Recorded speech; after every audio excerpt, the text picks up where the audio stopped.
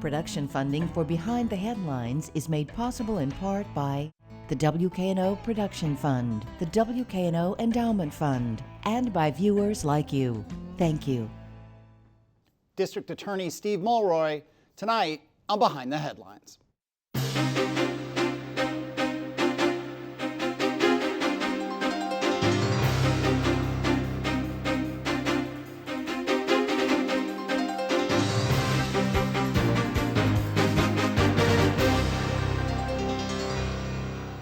I'm Eric Barnes with the Daily Memphian. Thanks for joining us. I am joined tonight by Shelby County District Attorney Steve Mulroy. Thanks for being here again. Pleasure. Along with Julia Baker, reporter with the Daily Memphian.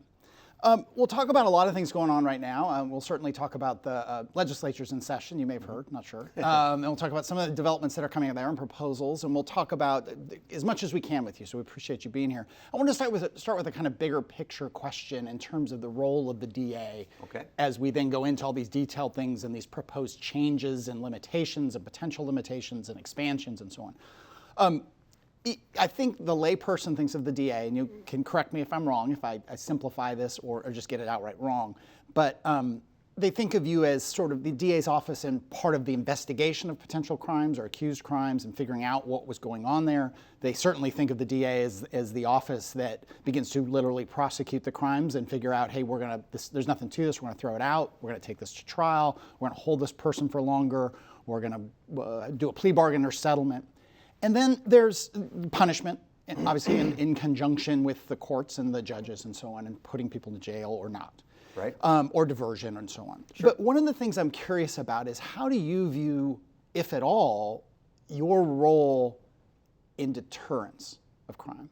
Because the ideal, almost utopian notion of public safety is that the crime doesn't happen, right? And so the simplistic analogy maybe is, if you see police or highway patrol on I-40 a lot, you potentially, if you happen to be someone who tends to drive maybe a little too fast, you are going to slow down because it deters you from driving fast. Right. What is your office's role in terms of deterrence? That's an interesting question. I'm not sure it's ever been put to me that way before. I'll say this. We talk generally in the criminal justice sphere about 4 different goals of punishment. Deterrence, rehabilitation, retribution, and what they call incapacitation, just keeping people locked up because they're dangerous. And deterrence, to me, is by far the most important, and it's the one that we really need to be focusing on. And so I am constantly thinking about what will actually deter people from either committing a crime in the first place, or if they're already in the system, what will deter them from reoffending when they get out.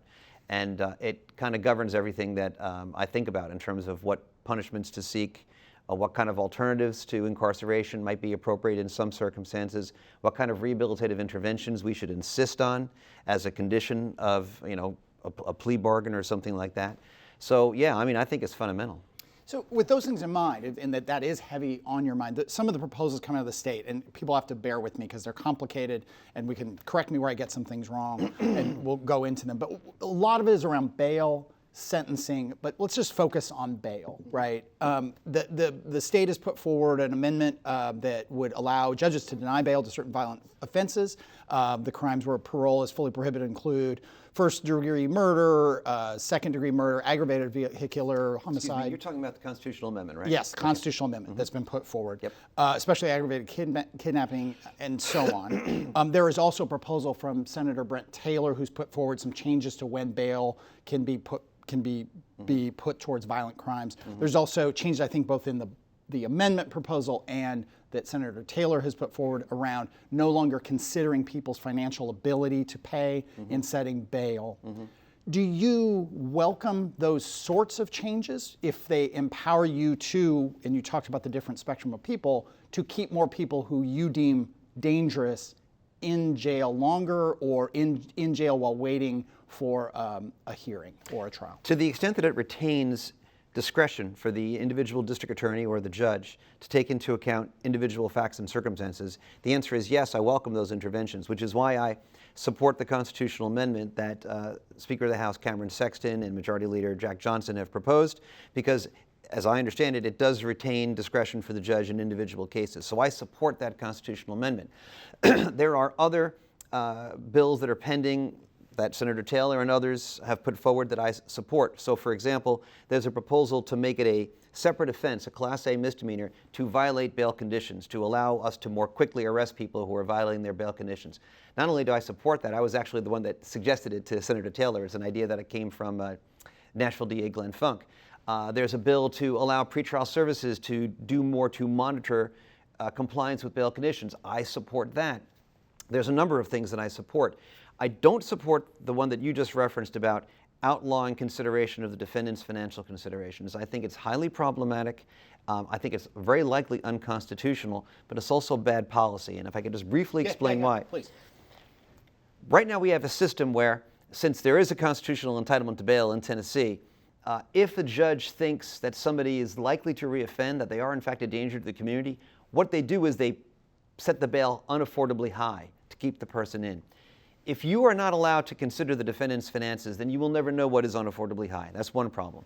On the other end, the bail statute in Tennessee, the Constitution, and the new bail system that we worked out to reform the bail system here in Shelby County all say that if the judge does not think the person is a danger to the community, does not think that they are likely to reoffend, does not think they're likely to skip town, then the bail should be affordable. We shouldn't have people languishing in 201 Poplar Jail who haven't been convicted of any crime for months and months and months, awaiting for their day in court for the only reason that they can't afford cash bail. And that had been a real problem in Shelby County for years. We were #1 in the state for doing that. People languishing for more than 18 months, never got their day in court, hadn't been convicted of a crime, only because they couldn't afford cash bail. 1 in 4 people were there for more than 500 days. The longer you were there, the more likely you were to be black. It was a problem. The county was going to get sued. They had this big, long meetings, lots of parties got involved. My predecessor, Amy Weirich, was involved. She supported the new bail system.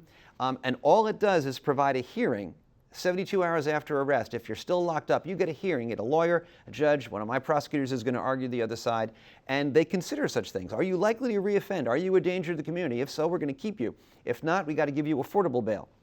All of that would be thrown out the window if this bill were to pass. I think it's likely unconstitutional. And one last thing I'll say, this new bail system that we have is actually working. The data shows that the percentage of people who reoffend while they're out on bail has actually gone down since we've adopted it. I think we should give it some time. I think this bill is very likely unconstitutional and is certainly a bad idea. All right, let me bring in Julia. Another bill that's brought on the table by Senator Taylor is limiting jurisdictions like the city of Memphis from banning pretextual stops. The city council passed that last year. Mm-hmm. Do you think that's something that will pass, and what kind of impact will that have on public safety? Well, my crystal ball is cloudy when it comes to the state legislature, right? So, many things like that nature pass. I don't particularly think it's wise policy. Look, we either believe in local control or we don't.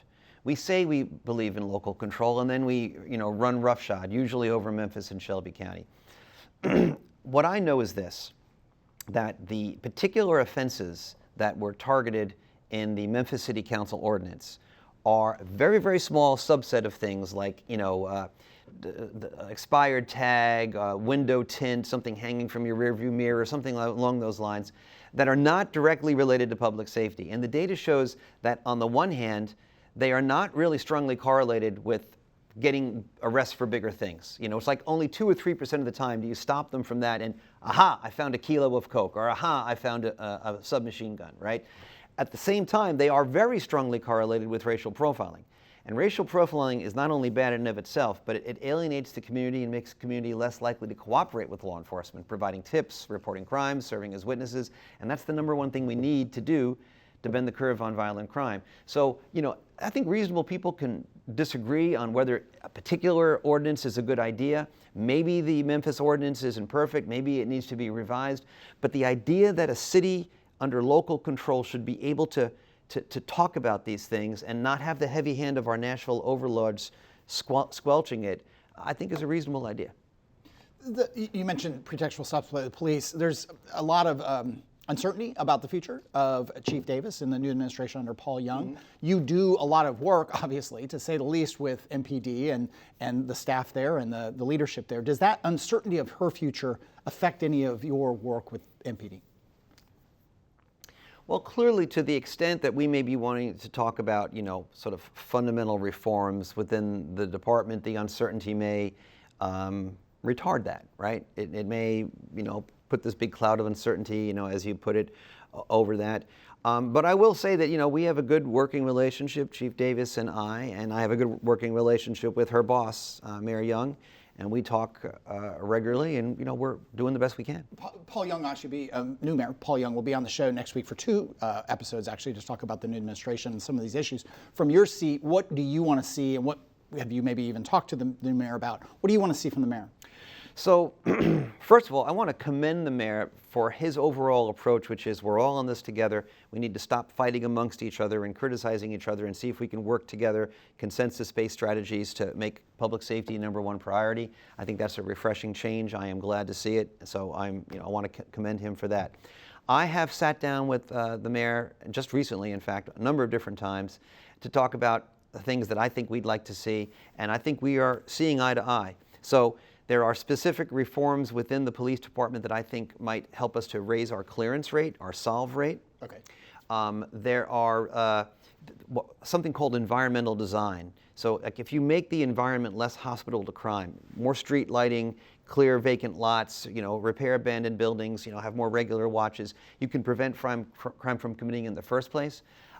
He is on board for that. We need to do a better job of sharing data amongst ourselves and using data.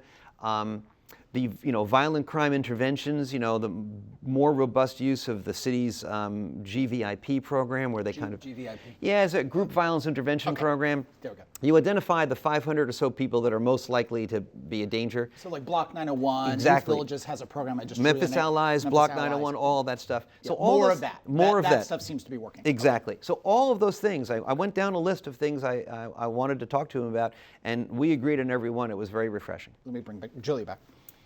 You mentioned data sharing, and I know that y'all have been working on a data dashboard. What's the update on that? Sometime this spring, probably the next couple of months, we will have a rudimentary dashboard, and then we will continue to add features to it as things go on. What can people see on that dashboard? Do you know yet? Yeah, I think, and I wish my chief data officer, Vishan Shah, was here because he knows all the technical details, but I think, basic metrics about crime rate, number of cases that are being processed, time to disposition, racial disparities, things like that, trying to measure the things that we want to improve. The whole question of data has been an issue. We struggle to get accurate and complete, let alone up-to-date data on murders, data on all kinds of offenses. We will go to the City of Memphis Data Hub and download things, and then MPD will say, well, we don't stand by that data. Everyone I've talked to, I think, judges, your office, everyone is frustrated by this. To that end, there was some data that came out recently from the Crime Commission that showed some positive indications in terms of crime, if not being down, but at a lower rate than it was. Mm-hmm. Is that your take in terms of the data you have, that Right. crime has leveled off in certain areas and is even coming down? Or is it a different story? So I don't have any reason to dispute the most recently published Crime Commission data, which indicates that the rate of increase of crime has slowed in the last quarter of 2023. So that if you compare 2023 total to 2022, there's still an increase, but in the last 3 or 4 months, things have been getting better. I have no reason to dispute that.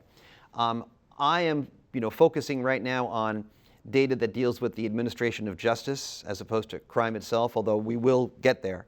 But the frustration with data, you're absolutely right, everyone has it, which is why when I did my crime summit last fall, one of the 5 consensus priorities that came out of it was a data sharing initiative, which we are now making progress on.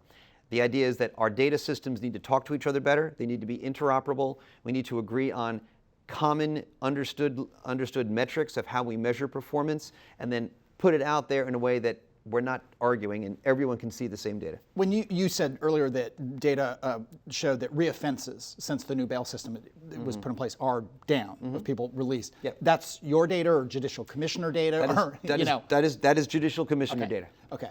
I have so many things I want to get to. Let's shift gears just slightly to the letter that the Chamber of Commerce and 170 business leaders sent to to the governor, House Leader Cameron Sexton, and Senate Majority Leader Jack Johnson about crime. They had a long list of things. Daily Memphian has written about it. You can get all those.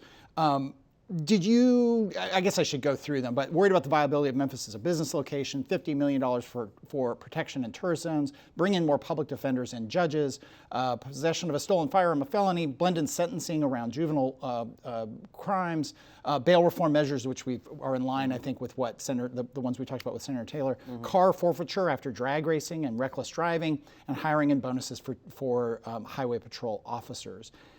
Let's start with more judges. Do you support that? I don't know if we necessarily need more judges in Shelby County. I think state people might tell you that we have enough as it is, if not, maybe one extra.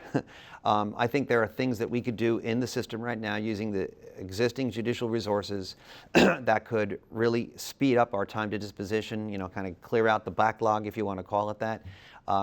If anything, if we needed extra judges, there's been a proposal to allow some of the circuit court judges that have, to allow them to come in and do some criminal cases.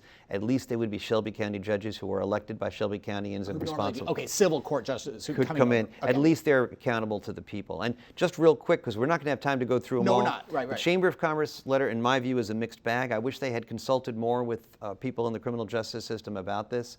I think a lot of their proposals, the drag racing proposal, some of the other things are good ideas.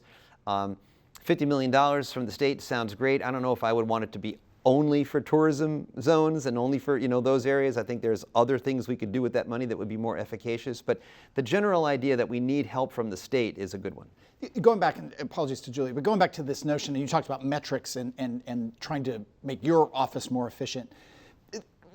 We in the media, residents get real fixated on the number of cases that are actually tried in a given year in the criminal justice system. It's a very small number. Some 50 or 60 last year. I don't know, and it's very hard to get that number. It's very frustrating. Julie's been down that road, and Julie did a great job on this story. Yeah, but really, most cases are settled. Right, they're disposed of. 97% of the time, they're settled, and they have to be. And that's true across the country. Across the country, federal, state, across the country. So, what are your metrics for a successful week or month relative to moving through cases, moving through the backlog? How do you measure, hey, I think we had a really good month? It can't just be the speed, it's also got to be the effectiveness. Yes, it is. So there's two different things. One is the efficiency of the system, and that's time to disposition. How long does it take a case to go through the system and be resolved on average? We have something called the 500-day list, which are cases that have been pending more than 500 days. And so we've been meeting about this very thing, about what metrics we should be using. And we're going to try to whittle down that 500-day list as much as possible, get it on a downward trajectory, because cases shouldn't be taking that long. The number of trials that we do in a year is important only insofar it can help us whittle down that 500-day list. If we didn't have a large backlog on the 500-day list, then it wouldn't matter how many trials we did, because it doesn't matter whether I think we should be agnostic as to whether we settle a case through plea or trial, as long as the plea is fair. But that's the metric we're focusing on. But you don't see a need for more judges? You don't see a need for more prosecutors in your office? Oh, no. Definitely we could use more prosecutors. Okay. We definitely are overloaded. I mean, we have an average of over 500 cases per prosecutor. We could definitely use more prosecutors. But I just don't think we need more judges, and especially from outside Shelby County. Speaking of needing more prosecutors, one effort, that you made headway on this week was when the county commission, eliminated a pay disparity between prosecutors paid by the county and those paid by the state. Those paid by the state were paid, I think as much as $70,000 more than those by the county. Why was it set up that way? Were there a county and state, and why was there such a disparity, and how do you keep it from coming back in the future? So all good questions, and thank you for raising it. It was a big win for us. We had a really great night Monday night. I'm very grateful to the county commission for finally leveling out that pay between county and state prosecutors and other support staff. that had been, festering for years and years and years. Some number of years ago, 15, 20 years ago, some of the larger counties, the metropolitan counties in Tennessee, realized that because of the volume of the cases, they were going to add some prosecutors and DA staff to kind of help out. Back then, they had what's called horizontal prosecution. So the county prosecutors would work in the General Sessions Court, which is a county court, and the state prosecutors would work in the criminal court.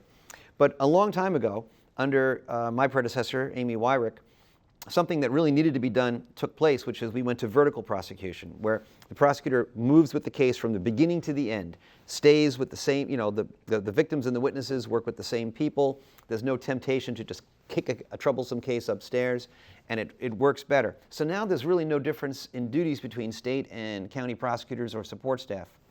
Nonetheless, that disparity continued to get worse and worse, and then last year when the General Assembly gave a whopping pay increase to the state folks, it just went out of control. It was a killer for morale. It is hampering my ability to recruit and retain experienced prosecutors, which everyone says we need, and no one ever did anything about this. So I finally did something about it, and with the County Commission's help, we've leveled it out. The last question you asked is it going to get worse over time? If we don't have a long-term solution, yes, 3 or 4 years from now, it'll start to, do this again. And that's why I've been talking with people in both the state and the county about trying to go to a long-term solution where the state would gradually convert those county positions to state positions. The county could provide a lump sum payment every year to the state, and we move away from this two-tier system where we have second-class citizens. And Public Defender's Office, which is separate from you, but obviously you work hand in hand with them, they are also hurting in terms of hiring, in terms of all kinds of problems. Is that slowing down the process? Yes, it is. And what happened Monday night in the County Commission will help with that, because under state law, every time we get something, they get 75% of it. So they just got a big boost as well to their budget. And so, I'm cautiously optimistic that both our offices can do better. 4 minutes left. I want to kind of circle back to deterrence on one of the things that probably, the worst of the crime is is the murders, is the assaults, it is the sexual, we know that. The one that probably impacts the most people, one of the ones is auto break-ins. Mm-hmm. A huge number of auto break-ins. Mm-hmm. And a lot of it, law enforcement, public safety folks who've been on here and that Julia and others have interviewed, it's mostly young people, and it's mostly them trying to find guns. Yeah, they might find a phone, they might find some money, they might find a computer, but it's about finding guns left in cars. What role does your office play in trying to deter those kind of mass auto break-ins? Right, so we can only prosecute the cases that are brought to us by law enforcement, and the problem here is that the solve rate for auto break-ins is very low. Too many people are getting away with it because they're not getting arrested. We need to provide the resources to law enforcement that they need to do this. I think a crime lab, which we've talked about, would help. Expanded use of digital forensics, cell phone technology, DNA technology for property offenses, not just for violent offenses, could help with a lot of these auto thefts and auto break-ins that it's so difficult to solve. I would also if I could very quickly, you mentioned violent crime. We rolled out a violent crime fast track initiative that we're hopeful will help with some of these violent crime problems. We have a list of 11 offenses that are either violent or violent associated that we're going to prioritize, and that means we have tight deadlines for processing those cases, moving them through the system, a tougher stance on bail, more aggressive use of public safety to keep people in jail. If they do reoffend, immediately move to revoke their bail. In terms of investigations, monitor their jail calls. Use the National NIBIN Ballistics Database to match them not only to that crime but to other crimes. Just really focusing really more aggressively on this, what we call the V11 suite of offenses. And I just wanted to make sure we talked about that. Yeah, Julia. You've called for the need for a crime lab. What would it take to make that happen? Well, what I'd like to see is that the state provides the startup costs on a one-time basis. They provide us with the building, they provide us with the initial equipment, and then as an operating basis, on an annual basis, the city and the county would split the operating costs. And I've been talking with everybody about this. City, county, law enforcement. I haven't talked to anybody who doesn't agree that this is a good idea. Our particular proposal in the DA's office is to focus on 3 areas. These are areas that TBI, through no fault of their own, are not currently doing. So we would really add value. One is rapid DNA testing, same-day DNA testing. There's no 10-month turnaround time. Not admissible in court yet, but game changer in terms of investigations. The other would be the cell phone stuff, which we really need to vastly expand. And then the third would be what's called confirmatory ballistic testing. To, like, once you get an initial hit on the NIBIN database, you have to do a second round to prove that it in fact was that gun. Right now, if we could do that in non-homicide cases, it would really help a lot, because non-fatal shootings we just really need to do better with them. We could do a whole show on guns. Do you have any confidence that, I mean, polls show the overwhelming number of Shelby County residents want some kind of gun reform at the state level? You think anything will happen at this legislature? You're absolutely right. Huge majorities want sensible gun reform. I am unfortunately skeptical that it's going to happen because of the stranglehold that the gun lobby has in the state legislature. All right. Steve Mario, thank you very much. We appreciate that you've been coming on so much and talking to people when people are very focused on these issues. Thank you, Julia, as well. But that is all the time we have this week. Again, next week and the week after, Paul Young on for 2 shows to talk about all kinds of things, public safety included, but all kinds of other issues. We've got Brent Taylor and State Senator London Lamar coming on in a couple of weeks. I think Bill Gibbons might be on that show as well. And I mentioned the chamber letter. We've got business leaders, Richard Smith and others coming on. It'll be late March because of other shows that are scheduled. That is all the time we have this week. Go to WKNO.org if you missed any of the show. Thanks very much, and we'll see you next week.